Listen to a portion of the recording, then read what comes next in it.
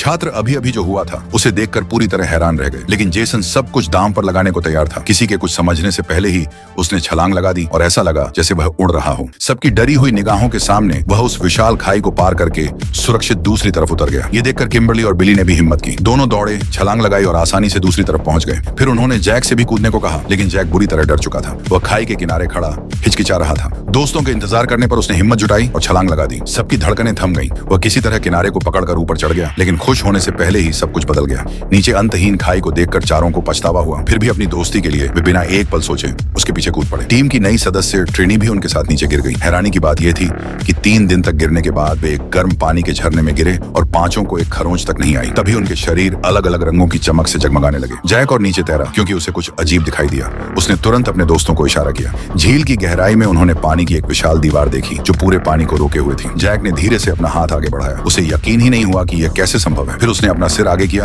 और देखा कि वे असल में घाटी के बहुत ऊपर थे। अगले ही पल पांचों गलती से एक गुप्त जगह के अंदर गिर पड़े। खुद को संभालने के बाद वे आगे बढ़े, लेकिन सामने का नजारा देखकर वहीं रुक गए। घाटी के बीच एक विशाल धातु का ढांचा खड़ा था। वे उसे करीब से देखने दौड़े। तभी जेसन ने देखा कि उसकी जेब में रखा सिक्का चमकने लगा है। इससे पहले कि कोई कुछ समझ पाता, उनके पीछे का दरवाजा अपने आप खुल गया। हिम्मत करके वे अंदर गए, जहां उनकी मुलाकात रोबोट अल्फा 5 से हुई। वो पिछले 6.5 करोड़ सालों से इस भूमिगत अंतरिक्ष यान में उनका इंतजार कर रहा था। अल्फा 5 ने उन्हें सच बताया। सिर्फ 11 दिनों में दुष्ट रानी जियो क्रिस्टल चुरा लेगी और अगर ऐसा हुआ तो पृथ्वी पर सारा जीवन खत्म हो जाएगा। रहस्यमयी सिक्कों ने पांचों को असाधारण शक्तियां दी। उसी पल से उन्होंने पूरी दुनिया को बचाने की जिम्मेदारी अपने कंधों पर उठा ली।